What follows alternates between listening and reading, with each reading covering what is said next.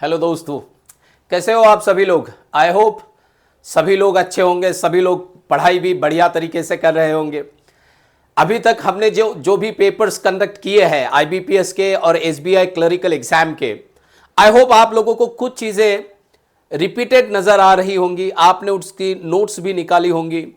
आप लोगों को जैसे मैंने कहा है, अभी लेक्चर शुरू होने वाला है, नोटबुक और पेन लेके बैठना है ताकि हमारी नोट्स अच्छे से निकले। एक याद रखना है, यहां पे जितनी भी चीजें आप ज्यादातर लिखोगे, आप लोगों को यह चीजें एग्जाम में 100% हेल्प करने वाली है। तो चलिए पेन और पेपर लेके बैठिए, हम हमारा ज्यादा समय वेस्ट नहीं करेंगे, शुरुआत करेंगे। और शुरुआत में जैसे मैंने कहा है कि शुरुआत होगी एक कोट से, कोट देखेंगे और फिर बाद में एनालिसिस की शुरुआत करेंगे। कोट बहुत इंपॉर्टेंट है। It always seems impossible unless it is done. कोई भी चीज हमें हमेशा, it always seems impossible unless it is done. कोई भी चीज हमें लगता है कि यार ये हमसे नहीं हो सकता, जब तक कि हम वो खुद करते नहीं। कोई भी चीज इस दुनिया में इम्पॉसिबल नहीं है। अगर आप चाहो तो इम्पॉसिबल को आप आई एम पॉसिबल बना सकते हो, बट आप चाहो तो, इसीलिए कहते हैं आपकी मन की पावर जो होती है ना, बहुत बढ़िया होती है, वो बहुत ताकतवर होती है। अगर मन की ताकत को आप यूटिलाइज करोगे तो याद रखना है उस ताकत से ताकतवर कोई होता नहीं है। तो चलिए सॉल्व करना शुरू करते हैं। हमारा पहला क्वेश्चन, यहां पे डायरेक्शंस दिए है। जैसे कि मैंने कहा है, हर लेक्चर में बोलता हूं मैं आप लोगों को कि डायरेक्शंस अच्छे से पढ़िए। डायरेक्शंस अच्छे से पढ़ोगे तो सवाल समझ में आएगा, और सवाल समझ में आएगा तो आंसर मिलेगा। तो यहां पे डायरेक्शंस क्या कहता है, in the following question sentences are, sentences are given with a part in bold. The given phrase in the bold may or may not contain an error. The options following can replace the incorrect phrase. The correct phrase that is to be replaced will be your answer. If the sentences are correct, then select no change required as your answer. यह IBPS clerical का paper है, 4 सितंबर 2002 का। ठीक है, तो ज्यादा नहीं है, 2022 का है, 2002 नहीं, 2022 का है ये। तो अभी का है, 2-3 साल पहले वाला पेपर इंपॉर्टेंट है। तो यहां पे क्या कहा गया है कि हमें ये सेंटेंस इंप्रूवमेंट वाला जो है वो सवाल है। चलिए शुरुआत करते हैं इसे सॉल्व करना। With several developed economies expects to fail into recession over this year, the dip in exports could accelerate in coming months.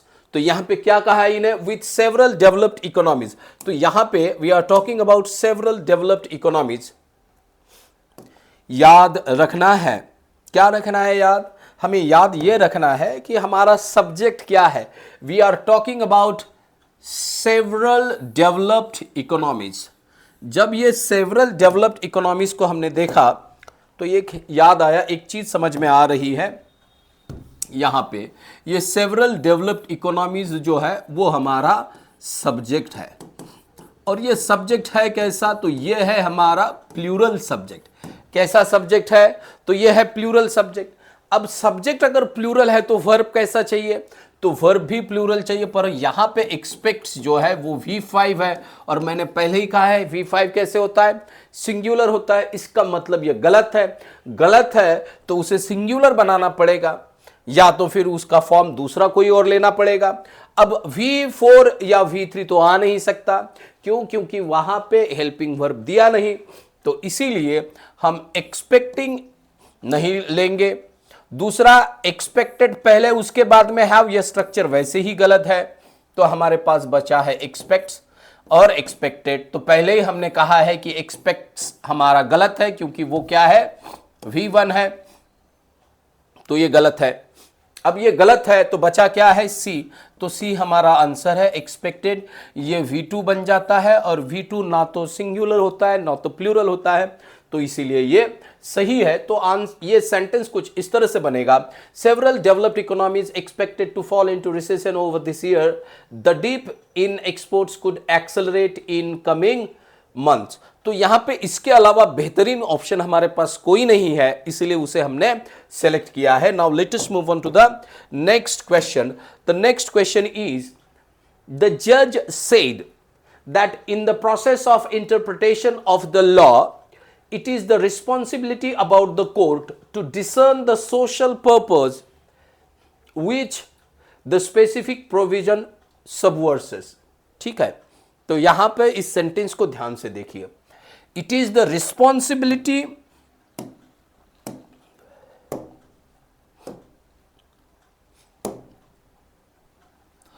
About नहीं होना चाहिए, यहां पे रिस्पॉन्सिबिलिटी ऑफ समबडी और समथिंग। तो रिस्पॉन्सिबिलिटी ऑफ होता है, अबाउट नहीं, तो इसीलिए यह गलत है। और जहां पे अबाउट यहां पे भी दिया है 2 जगह 3 जगह, तो यह हमारा आंसर नहीं होगा। तो बचता क्या है, option B, it is the responsibility of the court to discern.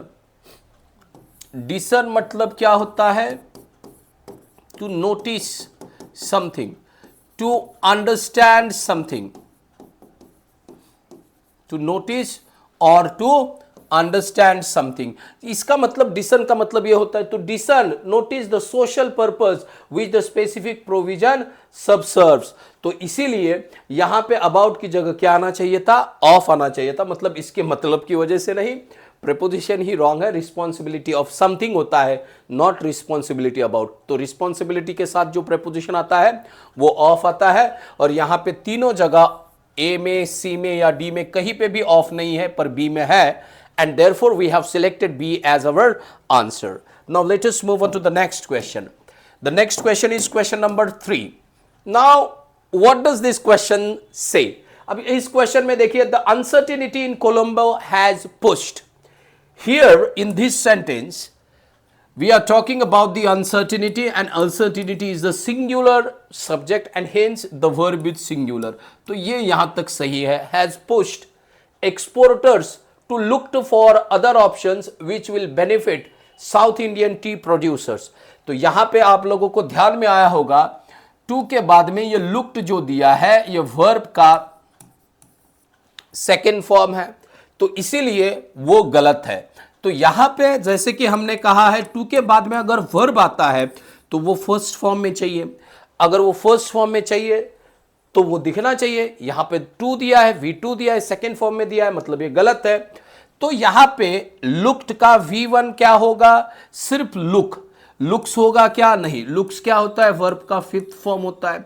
यहां पे लुक्ड है, यहां पे लुक्ड है, ये तो वैसे ही गलत है, तो ये लुक्स भी नहीं आएगा। तो बचा क्या, option A, has pushed exporters to look for other. ये इस तरह से रिप्लेस होगा पार्ट। ये सिर्फ V2 की वजह से क्या हुआ है, गलत हुआ है। I hope you got this question.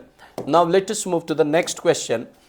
In the next question, जैसे कि मैं पहले लेक्चर से कह रहा हूं ना, when I display the question here on the screen, it is your duty कि आप क्या करें, आप फटाक से इस क्वेश्चन को पॉज करें और क्वेश्चन को सॉल्व करना शुरू करें।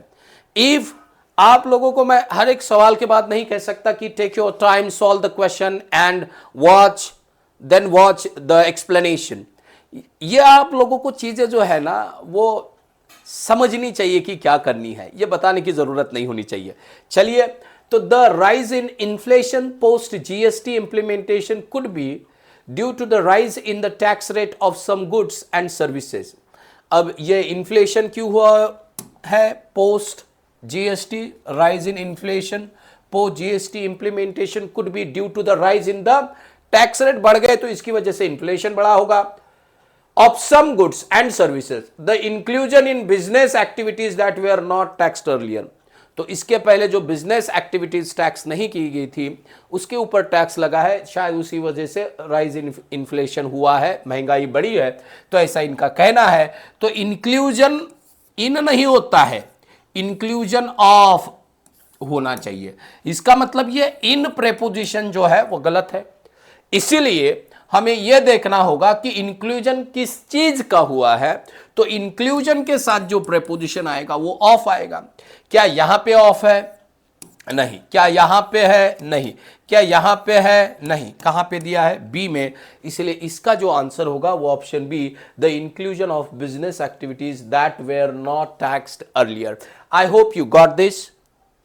Now let us move to the next question. The next question is, European Union was at the forefront of the commitment to net zero as it wants to be the first carbon neutral region in the world by 2050.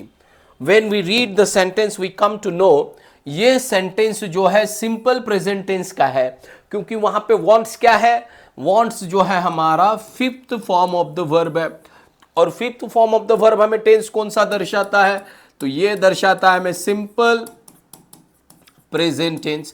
इसका मतलब ये sentence गलत है, क्योंकि यहां पे present, यहां पे पास्ट, तो ये नहीं होगा। तो यूरोपियन यूनियन वॉज नहीं होगा, विल बी नहीं होगा, is at the four front of the commitment to net zero as it wants to be the first carbon neutral region in the world by 2050 and therefore we are supposed to select option D। यहां पे देखिए ये भी past है, ये भी past है, यहां पे फ्यूचर की बात नहीं हो रही है। We are talking about the present and therefore we need to have present tense in the given part, and where it lies in the option D, and therefore we have selected option D as our answer. Now let us move on to the next question. The next question is, now we have directions for question number 6, 7 and 8. In the following questions, parts of a complete sentence are given. If the pre-existing order renders the sentence incomprehensible or grammatically incorrect, rearrange the parts of the sentence according to the following options and mark the option which gives the rearrangement that makes the sentence grammatically and contextually valid. तो ये jumbled sentence का question है, या jumbled paragraph का question जिसे हम कह सकते हैं, इसे हमें सॉल्व करना है। ऑलराइट, तो यहां पे क्या किया है इन्होंने? They have given us this sentence and it has been divided into 4 parts, A, B, C, D. Now what they are saying, इसको पढ़ो, अगर लगता है कि जैसा है ठीक है तो नो रीअरेंजमेंट रिक्वायर्ड। अगर आपको लगता है कि ये सेंटेंस ठीक नहीं है तो देखो इसको ठीक कैसे किया जाता है। उसके लिए हमने क्या किया है कि ये ऑप्शंस दिए हैं, इनमें से एक ऑप्शन जो है वो इस सेंटेंस को सही ऑर्डर में लाता है, उस सीक्वेंस को आपको सिलेक्ट करना है और एज एन आंसर मार्क करना है। तो यहां पे to make reparation by painting the entire building rather than finding the graffiti artist, the judge ordered him. Okay, यहां पे हमें एक दिखता है rather than finding the graffiti artist, the judge ordered him, उसको ऑर्डर किया है कुछ तो भी। क्या? to make reparation by painting the entire building। तो यहां पे देखिए, मतलब अगर हम ऐसे देखते हैं इस तरह से, तो डी जो है आखिरी में आया है, यहां पे सी है, तो the graffiti, then finding the graffiti, graffiti के बाद में कुछ होना चाहिए। ग्राफिटी मतलब क्या? ग्राफिटी आर्टिस्ट मतलब कौन? जो दीवारों को पेंट करते हैं ना, उसके ऊपर पिक्चर निकालते हैं, उन्हें ग्राफिटी आर्टिस्ट कहते हैं। ठीक है, तो यहां पे देखेंगे सी पहला का है, rather than finding the graffiti painting the entire building. तो ग्राफिटी आर्टिस्ट है, ग्राफिटी और आर्टिस्ट एक साथ जाएगा, इसका मतलब सी के बाद में बी आ नहीं सकता, ए डी तो आएगा नहीं। क्यों? टू मेक रिपरेशन बाय, ओके, रिपरेशन का मतलब होता है टू कॉम्पनसेट, कॉम्पनसेशन।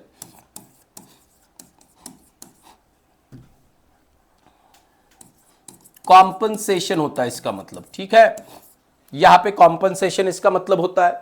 तो to make compensation by painting the entire building, ये बिल्कुल सही जा रहा है, पर यहां पे इसके बाद आता है कि rather than finding the graffiti to make reparation, तो ये नहीं आता, ग्राफिटी टू मेक नहीं आएगा।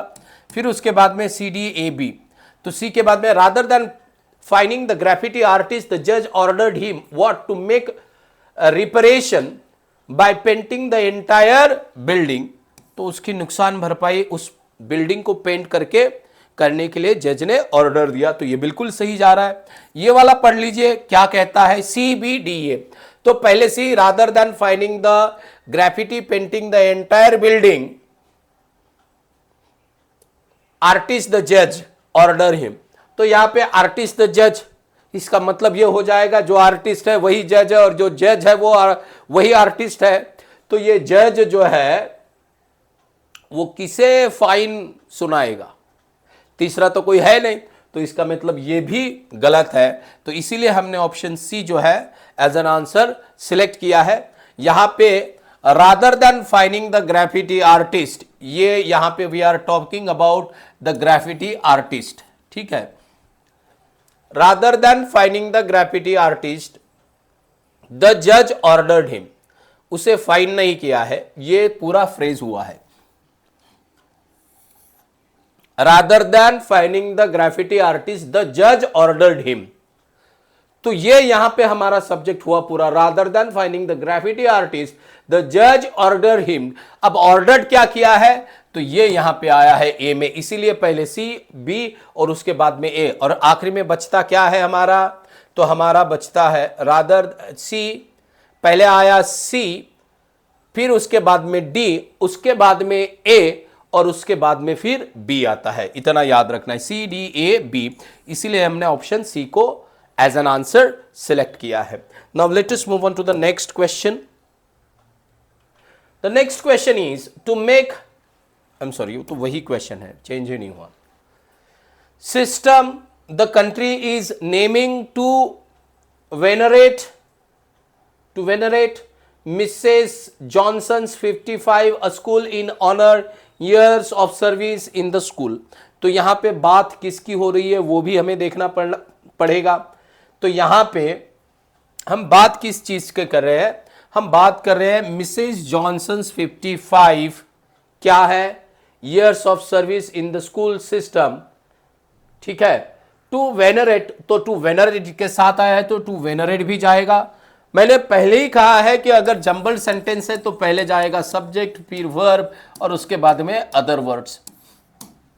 To venerate Mrs Johnson's 55 what, 55 years होंगे। 55 अ स्कूल नहीं होगा, 55 अ सिस्टम नहीं होगा, 55 years of service in the school, ठीक है। तो यहां पे हमें यह नजर आया, तो यहां पे जैसे कि हमने कहा to venerate Mrs Johnson's 55 years of service in the school, तो इन द स्कूल के बाद में फिर से अ स्कूल आ सकता है क्या? नहीं, इसका मतलब पहले हमारा आया है बी और बी के बाद में आया है डी, पर डी के तुरंत बाद हमारा सी नहीं आ सकता क्योंकि फिर से अ स्कूल है, अ स्कूल है। In the school, a school, ऐसा स्ट्रक्चर नहीं होगा क्योंकि दो नाउन एक साथ नहीं आते, दोनों के साथ आर्टिकल नाउन से, तो बिल्कुल नहीं आएगा। तो बचा क्या है? फिर उसके बाद में बी डी के बाद में ए आएगा, बी डी के बाद में ए आएगा। कहां पे दिया है? ऑप्शन बी में, इसीलिए ऑप्शन बी हमारा क्या हुआ? आंसर हुआ। उसके बाद में बचा है सी, वो रख देंगे और अब इसे पढ़ लीजिए, आंसर अपने आप आपको मिल जाएगा। To venerate Mrs Johnson 55 years of service in the school system, the country is naming a school, school को नाम दे रहा है इन हर ऑनर, उसके ऑनर में स्कूल को उसका नाम दिया जा रहा है। तो ये बिल्कुल सही है। Now let us move on to the next question. The next question is question number 8। To be kind is a paradox because cruelty is not normally the idea of being cruel associated with kindness. Kindness के साथ क्या associate नहीं है वो भी हमें देखना पड़ेगा। To be kind is a paradox, तो कौन सा पैराडॉक्स है?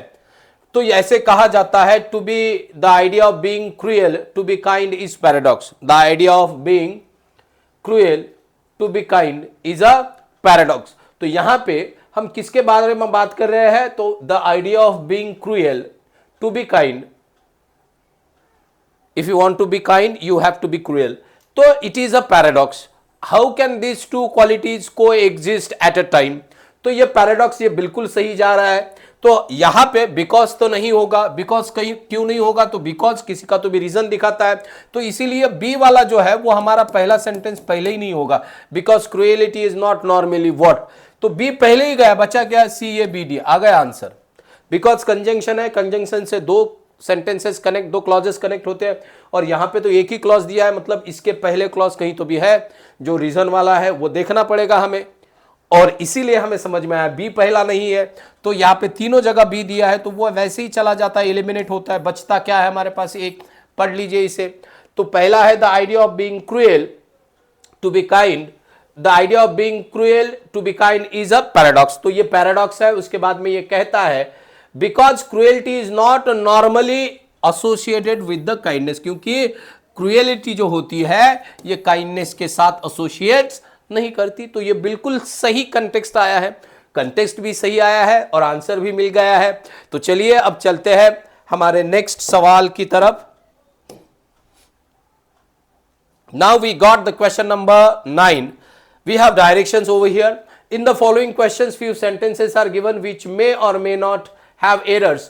Choose and mark the sentence which is error free. If all the sentences are grammatically and contextually incorrect, mark the all are incorrect option as the answer choice. तो यहां पे इन्होंने कहा, क्या कहा है, ये find out the correct sentence वाला सवाल है। We have given 4 statements, out of 4 statements only 1 is correct, we have to find that which is grammatically correct, ठीक है, बाकी इनकरेक्ट वाला हमें फाइंड आउट नहीं करना है, इसीलिए मैंने कहा है कि यहां पे डायरेक्शंस पढ़ना बहुत जरूरी होता है। Now let us have the question. In this question, although it doesn't look very harmful, the small insect had a poisonous sting. तो यहां पे हमें यह दिखता है, it doesn't, यहां पे doesn't है, यहां पे had है, that means this sentence is grammatically wrong, क्योंकि यहां पे बात हो रही, although it didn't होता तो बिल्कुल ये सही होता, क्या होता, although it didn't look very harmful, the small insect had a poisonous sting. यह harmful दिखता नहीं, पर उसका जो sting है वो कैसा है, पॉइजनस था। कैसा था, पॉइजनस था, वो नहीं लगा हमें कि हार्मफुल है, पर उसका स्टिंग कैसा था, हार्मफुल था, ये यहां पे ऐसे हम बता सकते हैं। या although it doesn't look very harmful, the small insect has a poisonous sting, ऐसा हो सकता है। Either change it is doesn't into didn't और हैड इनटू हैजंट, दोनों में से कोई भी एक चेंज करते हो तो सेंटेंस ग्रामेटिकली सही बनता है। After robbing the bank of a several $1,000 the thief fled through the alleyway. अब यहां पे हमें समझना है, we are talking about after robbing the bank of several $1,000.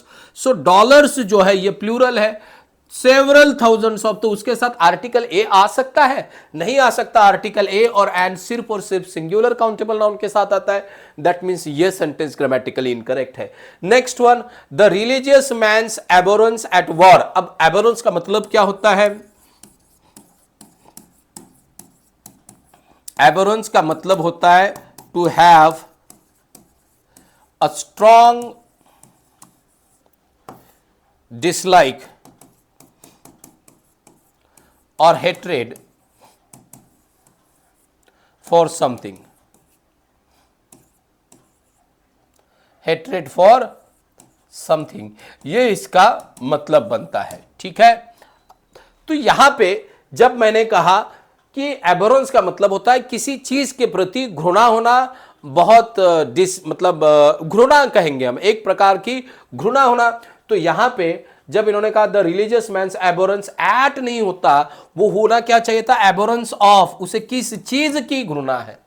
का की के का जब मतलब होता है तो एट नहीं, ओ एफ ऑफ आएगा, तो यहां पे ऑफ चाहिए पर इन्होंने एट दिया है, मतलब ये सेंटेंस भी रॉन्ग है, बचा डी, तो डी सही होगा। देखते हैं, the gross misconduct by one employee brought discredit to the whole company, ये बिल्कुल सही है। The gross misconduct by one employee, ये हमारा सब्जेक्ट, ब्रॉट ये हमारा V2 है, वर्ब है, brought discredit to the whole company, ये बिल्कुल सही है, किसी में भी एरर नहीं है इसमें, किसी वर्ड में भी, एंड देयरफॉर ऑप्शन डी जो होगा इसका आंसर होगा। Now let us move on to the question number 10. Now question number 10 says, the vain woman in front of me at the drive through kept changed her order, ठीक है। उसके बाद में it is difficult to formulate an effective plan.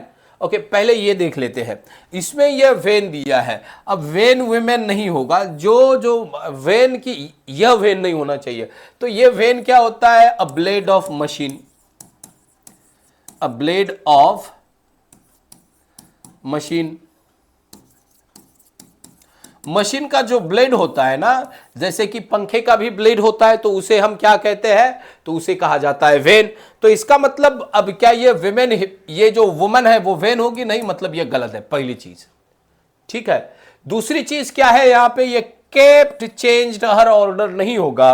अगर कहीं पे आपको main verb दिया है तो उसके बाद में मैंने कहा है, अगर यहां पे मेन वर्ब है और मेन वर्ब के तुरंत बाद कोई वर्ब आ रहा है तो वो V4 होगा। क्या होगा? V4 होगा, इतना याद रखिए। या फिर वहां पे 2 + V1 होगा, ये मैंने इससे पहले आप लोगों को बताया है।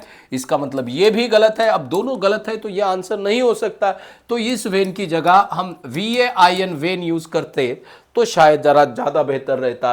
केप चेंज, और यहां पे एट द ड्राइव थ्रू का मतलब क्या होता है कि जब कोई जल्दबाजी में होता है, तो अमेरिका में ऐसा है, होटल में एक सुविधा होती है कि अगर आप कार में हो तो you get everything in your car, तो उसे कहते हैं ड्राइव थ्रू। तो यहां पे ये वेन VAIN होता तो ये सही नहीं होता, और यहां पे चेंजिंग होता तो फिर ये सेंटेंस सही होता, पर ऐसे दिया नहीं, इसीलिए यह गलत है। तो यहां पे चाहिए था केप्ट चेंजिंग। क्या चाहिए था? ये केप्ट चेंजिंग। अगर ये ऐसा होता तो शायद सही होता, वेन और kept changing.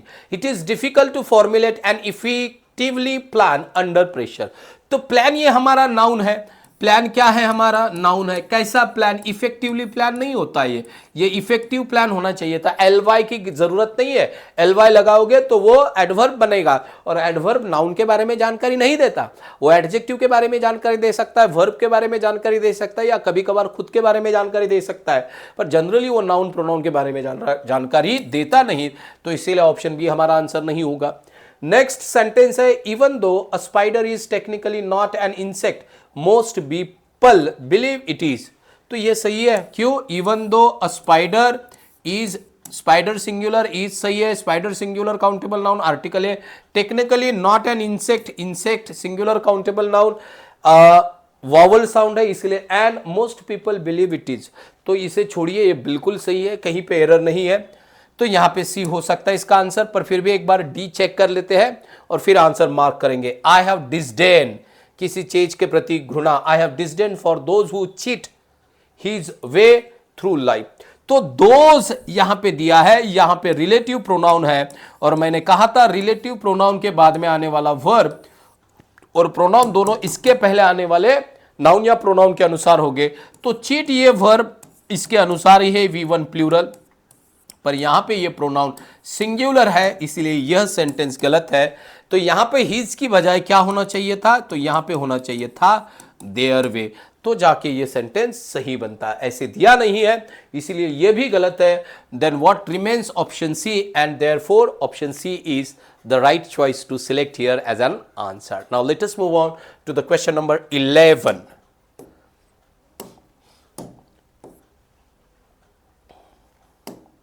Because of her adaptive nature, I have discussed this word many times, adaptive nature, adjustable nature, ठीक है, समझ में आया? Because of her adaptive nature, the teacher is flexibility enough to work with any grade level. तो यहां पे उसका nature adaptive है, पर यहां पे फ्लेक्सिबिलिटी इनफ नहीं होगा, फ्लेक्सिबल इनफ होना चाहिए था।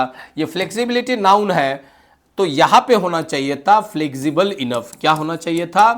Flexible enough,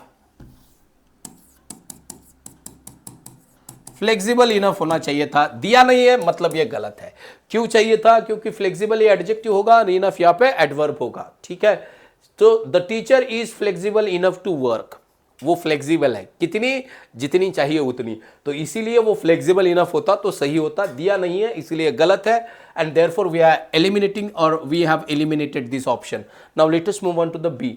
because Ellen has a morbid sense of humour, her jokes often makes people uncomfortable because alien singular countable noun singular verb a morbid sense singular article ये बिल्कुल सही है।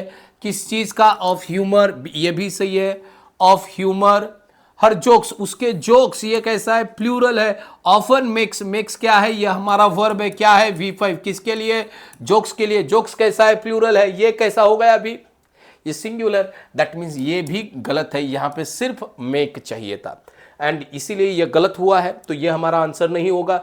Many feel, next sentence option C क्या है? Many feel it is wrong to enslave elephant since forcing them to toil at a circus seems cruel. Many feel, ये बिल्कुल सही है। बहुत सारे लोग जब भी कभी कोई adjective as a subject sentence में काम करता है तो उसे प्लूरल कंसीडर किया जाएगा और उसके साथ प्लूरल वर्ब आएगा, यह मैंने पहले बताया था, तो ये सही है। Many feel it is wrong to enslave, it is wrong, ये भी सही है। टू इंस्लेव, गुलाम करना एलिफेंट्स, ये बिल्कुल सही सेंटेंस है। Since forcing them to toil at a circus seems cruel. The scientists measured the curvature of the wave to see just how high it would had risen. तो यहां पे would had risen नहीं होगा, तो ये हो सकता है या तो would rise या तो होगा would have risen। तो ये स्ट्रक्चर होता है सेंटेंस का, ये एक याद रखना है। अगर would have risen, एक याद रखना है, अगर मॉडल ऑक्सिलरी वर्ब है तो उसके बाद आने वाला वर्ब V1 होता है। अगर वुड हैव है, मतलब किसी भी मॉडल ऑक्सिलरी वर्ब के साथ अगर हैव आया है तो उसके साथ आने वाला वर्ब V3 भी हो सकता है, इतना याद रखना है। I hope you understood this question. Now let us move on to the next question. The next question says most trains derails due to mechanical failure or errors committed from the train conductors। तो errors या कोई चीज करनी है तो medium चाहिए, और medium दिखाने के लिए हम फ्रॉम का नहीं, हम बाय इस प्रेपोजिशन का यूज करते हैं, तो इसीलिए यह सेंटेंस गलत है क्योंकि यहां पे बाय नहीं दिया, फ्रॉम दिया है। Next, in an effort to assuage, assuage मतलब क्या होता है? तसल्ली देना, शांत करना। एंग्री कस्टमर्स, तो एंग्री कस्टमर्स को शांत करने के लिए दो store issues everyone a full refund, issues नहीं होगा यहां पे। उनको शांत करने के लिए ये या तो भविष्य में करेंगे या तो इनको कोई चीज करनी पड़ी, ये ऐसे हो सकता है क्योंकि ये हमारी रेगुलर चीज नहीं है, ये हमारी हैबिचुअल चीज नहीं है, तो ये सिंपल प्रेजेंट में नहीं आएगी, मतलब ये गलत है। यहां पे ये इशूड होता तो ये बिल्कुल सही होता। अगर ये यहां पे इशूड या विल इशू अगर होता तो ये भी बिल्कुल सही होता। दिया नहीं है, इसका मतलब ऑप्शन बी हमारा रॉन्ग है। Now let us move to the option C. Option C क्या कहता है? Although some do attack most sharks is completely harmless to humans। तो यहां पे although some attacks most sharks, sharks कैसा है? तो sharks ये हमारा प्लूरल नाउन है, तो यहां पे वर्ब भी प्लूरल चाहिए, पर यहां पे इन्होंने सिंगुलर दिया है, दैट मीन्स ये सेंटेंस ग्रामेटिकली इनकरेक्ट है। Now let us move to the last sentence.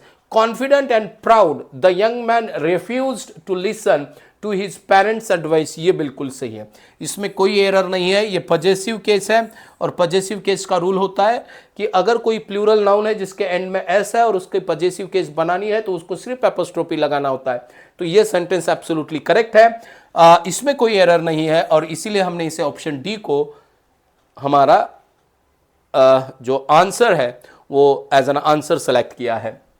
Late us move on to the next question. The next question is, यहां पे डायरेक्शंस दिए हैं। अब ये डायरेक्शंस क्या कहते हैं? ये डायरेक्शंस कहते हैं, in each of the questions given below a sentence is given with 4 words in bold, choose the option which gives the correct sequence of this words to make the sentence grammatically and contextually correct. तो ये words swap वाला सवाल है। Now let us move on to the question directly.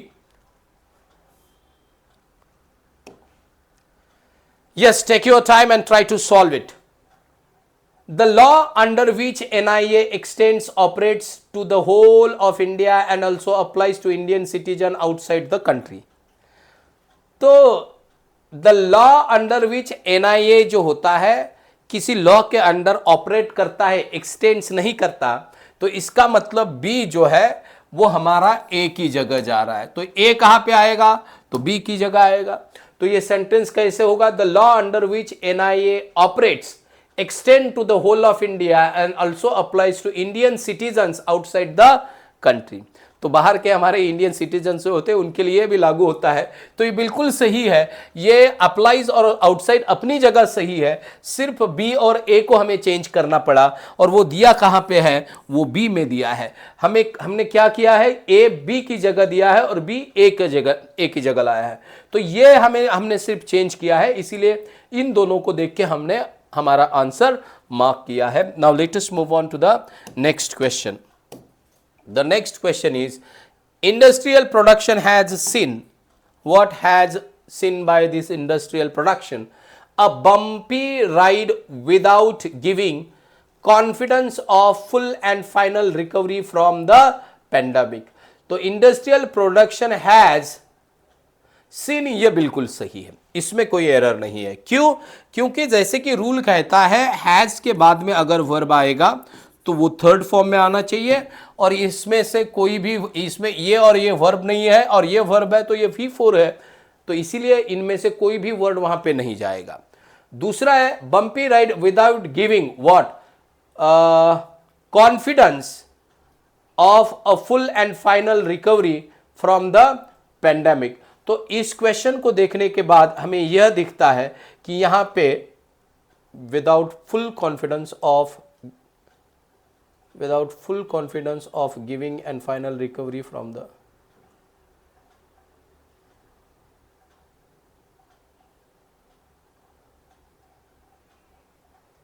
नहीं बिल्कुल नहीं, PCED कोई change ही नहीं होगा, जैसा है बिल्कुल सही है। Industrial production has seen a bumpy ride without giving confidence of a full and final recovery from the pandemic.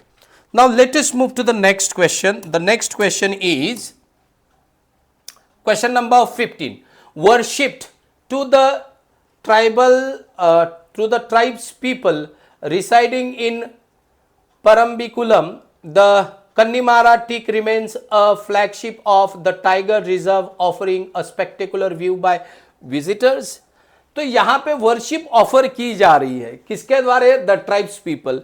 तो कोई चीज जब किसी के द्वारा की जाती है तो वो मीडियम दिखाने के लिए हमने अभी डिस्कस किया है, प्रेपोजिशन बाय का प्रयोग किया जाता है। पर यहां पे बाय का प्रयोग कहां पे है, तो यहां पे है, तो ये बाय जो है यहां पे आएगा। अगर बाय यहां पे आएगा तो ये टू कहां पे जाएगा, तो टू यहां पे आएगा। देखिए अगर बाय टू की जगह जा रहा है तो टू कहां पे जाएगा, तो टू बाय की जगह जाएगा, ये चेंज होगा, इतना याद रखना है। तो अब थोड़ा सा इतना ही चेंज करके पहले पढ़ते हैं और फिर बाद में ऑफ और इनके बारे में सोचते हैं। Worshipped by the tribes people residing in, हाँ रिसाइड करना, कहां पे रिसाइड करते, in Parambikulam the Kannimara teak remains, Parambikulam में रहने वाले, तो इन सही है। इसका मतलब सिर्फ ये दोनों बदलेंगे, ए की जगह डी और डी की जगह ए। कहां पे दिया है, सी में, तो इसीलिए हमारा ऑप्शन सी जो है वो आंसर होगा। अब इसे पढ़ लेते हैं। Worshipped by the tribes people residing in Parambikulam the Kannimara teak remains a flagship of the Tiger Reserve, offering a spectacular view to whom, तो टू यहां पे आया, व्यू टू विजिटर्स, एंड ये बिल्कुल सही बैठ रहा है, एंड देयरफॉर उसे एज एन आंसर हमने मार्क किया है। Now let us move on to the next question. The next question is when, इसको यहीं पे ले लेता हूं, when FPIs sell their holdings and takes funds back to their home markets, the local currency repatriate a beating। तो repatriate a beating नहीं होता, ये हम देखेंगे। when FPIs repatriate their holdings and takes, repatriates नहीं, sales, when FPI sells their holdings, हाँ जब cell करते, तो सेल अपनी जगह सही है, सेल चेंज नहीं होने वाला। when FPIs sell their holdings and takes funds, takes fund नहीं होगा, रिपैट्रिएट होगा। क्या होगा? रिपैट्रिएट। टू रिपैट्रिएट का मतलब क्या होता है? To send back.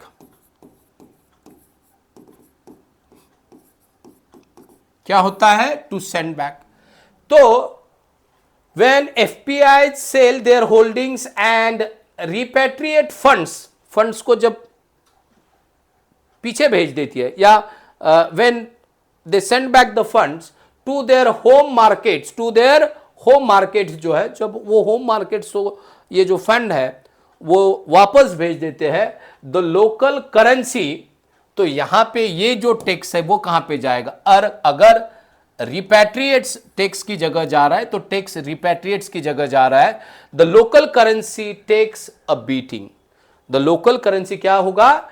Takes a beating. तो इसीलिए यहां पे हमें एक नजर आया सिर्फ डी और बी में चेंज हुआ है, और डी और बी में चेंज कहां पे हुआ है? तो वो हुआ है ऑप्शन सी में।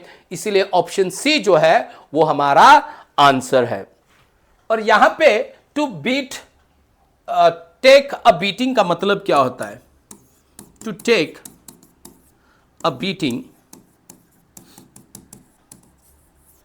का मतलब होता है to suffer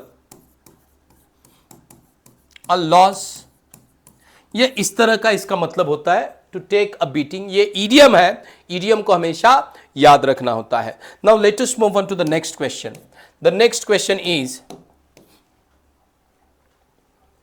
the checking judgment by the Supreme Court will go long way in recent unethical and practices illegal in the pharma sector। तो यहां पे 4 वर्ड दिए हैं। अब द चेकिंग जजमेंट होता है क्या? नहीं, सुप्रीम कोर्ट का जजमेंट पुराना हो सकता है, अभी का हो सकता है, कल का हो सकता है, परसों का हो सकता है। तो यहां पे हमें एक दिखता है जो जजमेंट है वो रिसेंट है, तो रिसेंट चेकिंग की जगह आएगा। तो चेकिंग क्या कहा जाएगा? तो चेकिंग जाएगा यहां पे, कहां पे? बी में। मतलब ए की जगह बी और बी की जगह ए। कहां पे दिया है? बाकी कहीं पे भी नहीं है। ए की जगह बी और बी की जगह ए यहां पे दिया है, तो ये आंसर आया है। बाकी भी चेक कर लो, आपको अपने आप आंसर मिलेगा। The recent judgment by the supreme court will go a long way in checking what unethical and illegal. अब ये यहां पे जाएगा क्योंकि ये यहां पे दिया है, और ये यहां पे आएगा unethical and illegal practices in the pharma sector. ये बिल्कुल सही है, and therefore option D is our answer. Now let us move on to the next question. The next question is question number 18 to 22 तक है। Given below is a paragraph that has blank spaces corresponding to each blank 5 options are given, out of which only one is appropriate. Choose the option that fits most suitably in the given blank, making sentence grammatically and contextually correct। तो यहां पे हमें एक paragraph दिया है, इसे आप लोगों को पढ़ना है। मैं थोड़ा सा स्क्रीन के बाहर हो जाता हूं, आपको इसे पढ़ना है और फिर उसके बाद में इसको सॉल्व करना है। ये कहता है research during the past decade has blank much about how children learn and develop. Studies have shown that early childhood is a time when developmental changes are happening that can have blank and lasting for a child's future. While people have long debated whether nature or nurture plays the stronger role in child development, recent studies reveal the importance of how the two blank each other as a child develops. Even in their earliest years, children are starting to learn about their world in sophisticated way that are not always reflected in their outward behavior. Learning and development for young children is both rapid and blank, continuously laying a foundation for later learning. तो चलिए पहला blank यहां पे देखेंगे। यहां पे कहता है research during the past decade has, यहां पे पहला है, एक याद रखिए, यहां पे दिया है हैज, तो हैज के बाद में जो वर्ड आएगा, वर्ब आएगा। पास्ट डिकेड हैज क्या किया है, तो कुछ एक्शन हुई है, एक्शन दिखनी चाहिए। तो यहां पे हैज के बाद में मैंने पहले ही कहा है जो वर्ब आएगा वो थर्ड फॉर्म में होगा, गिव, शोज, ये हमारे थर्ड फॉर्म नहीं है, तो ये ऑप्शंस हमारे एलिमिनेट हो जाते हैं। तो रिवील्ड हो सकता है, लेवल्ड नहीं हो सकता, लेवल का नहीं है। Data levelled much about how children, data level नहीं करेगा, दिखाएगा। तो उसके बाद में रिलेटेड तो बिल्कुल नहीं आएगा। Related, research during the past decade has related much about how children learn and developed, relate नहीं किया है, रिवील किया है। रिवील का मतलब क्या होता है, देखिए रिवील का मतलब होता है टू शो, रिवील का मतलब क्या होता है, to show. But what to show, the thing which was secret और अनहिडन बिफोर और प्रायर, जो पहले चीज किसी को पता नहीं थी उसको शो करना, बताना, उसे कहते हैं रिवील। एंड देयरफॉर रिवील जो है वो हमारा आंसर होगा। And therefore we shall select और we will select option A as an answer. Now let us move on to the next question. तब तक आप इसे सॉल्व कीजिए, पॉज कीजिए, सॉल्व कीजिए। Research during the past decade has revealed much about how children learn and develop. Studies have shown that early childhood is a time when developmental changes are happening that can have, what can they have? That can have feverish, ये fever की बात चल रही है क्या? किसी excitement की बात चल रही है क्या? एक्साइटमेंट की बात हो रही है क्या? नहीं, तो ये कोई एक्साइटमेंट की बात तो हो नहीं रही है, तो ये हमारा जो है ऑप्शन आंसर नहीं होगा। तो फैक्चुअल की भी बात नहीं हो रही, फैनेटिक पागलपन की बात हो रही है नहीं, क्योंकि यहां पे बात जो हो रही है वो हो रही है studies when developmental changes are happening that can have and lasting blank, that can have trivial, trivial मतलब कोई चिल्लर बात हो रही है, that can have lasting blank for a child's future. तो यहां पे प्रोफाउंड ऐसे दिख रहा है, हो सकता है, पर यह तब तक तय नहीं होगा जब तक कि हमें 20th नंबर का ब्लैंक समझ में नहीं आता। तो यहां पे मान लीजिए अगर मैं प्रोफाउंड लेता हूं, फिर बाद में ट्रिवियल के बारे में सोचेंगे, ये तो हमारे वैसे भी नहीं आते हैं। अगर हम चाइल्ड डेवलपमेंट के बारे में बात कर रहे हैं, तो यहां पे जब हमने कहा studies are shown that early childhood is a time when developmental changes are happening, ये अर्ली चाइल्डहुड में ही डेवलपमेंटल चेंजेस होते हैं। दैट कैन हैव, जिसका क्या हो सकता है, that can have trivial and lasting, चिल्लर नहीं होगा या प्रोफाउंड, बहुत बड़ा असर होगा। Can have profound and lasting, profound and lasting, service नहीं हो सकता, प्रोविजन नहीं हो सकता। सर्विस और प्रोविजन नहीं होगी, डेवलपमेंट में इंपैक्ट्स होते हैं, इफेक्ट्स होते हैं। द एंड लास्टिंग मोमेंट तो नहीं होगा, अफेक्ट ये नहीं होगा क्योंकि ये वर्ब है। तो यहां पे जब मैंने कहा इंपैक्ट्स के लिए कोई सिमिलर वर्ड है, तो है, कौन सा है? Consequences. So we can say that can have profound and lasting consequences for a child's future. तो ये बिल्कुल सही जा रहा है, एंड देयरफॉर इसका जो ऑप्शन आंसर आया है वो है A, that is consequences. Now let us move on to the next one. The next one is, while people have long debated whether nature or nurture plays the stronger role in child development, recent studies have revealed, ये देखिए अभी की study reveal जो है यहां पे भी आया है, और यह हमें दर्शाता है कि ऊपर भी रिवील ही आएगा। Reveal the importance of how the two, ये जो दोनों चीजें हैं, नेचर और nurture, each other as child develops. तो जगल्ड की तो बात नहीं होगी, juggled, we are not talking about juggling. पता है ना आप लोगों को जगल क्या होता है? ऐसे बॉल वो फेंकता है, 2-3 बॉल एट ए टाइम। तो इसका मतलब ये होता है कि ही इज परफॉर्मिंग 2 और more than 2 task at a time. तो जगल का मतलब होता है टू परफॉर्म 2 और more task at A time, एक ही समय एक से ज्यादा काम करना। तो जगल तो नहीं होगा, we are not talking about any work. तो कोपिंग का भी मतलब तो बनता ही नहीं है। Continued, what is continued? The importance of how the two continued each other, दो एक दूसरे को लेके नहीं चल रहे हैं।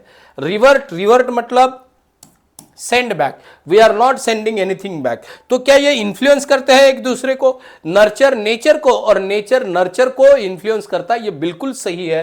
And therefore reveal the importance of how the to influence each other, एक दूसरे को क्या करते हैं। यहां पे जो एक्शन दी है वो है रेसिप्रोकल एक्शन, तो रेसिप्रोकल एक्शन में इन्फ्लुएंस सही जा रहा है, and therefore we have selected option E as an answer. Now let us move on to the next one. थोड़ा सा आगे भी पढ़ेंगे। अब ये कहता है as a child, okay, even in their earliest years, children are starting to learn about their world in sophisticated ways that are not always reflected in their outward behavior. Learning and development for young children is both rapid and फ्यूजेटिव नहीं होगा, ठीक है, cumulative, हाँ ये हो सकता है, progressive, cumulative मतलब प्रोग्रेसिव होता है, ठीक है। ट्रांजिटरी ये मोमेंटरी होता है क्या? ट्रांजिटरी का मतलब होता है मोमेंटरी, मोमेंटरी मतलब lasting for a very short period, lasting for a very short period, मैंने लिखा नहीं है, lasting for a very short period मतलब ट्रांजिटरी, तो ये भी नहीं होगा, अफर्मेटिव पॉजिटिव भी नहीं होगा। तो यहां पे ये एक मिनट, अफर्मेटिव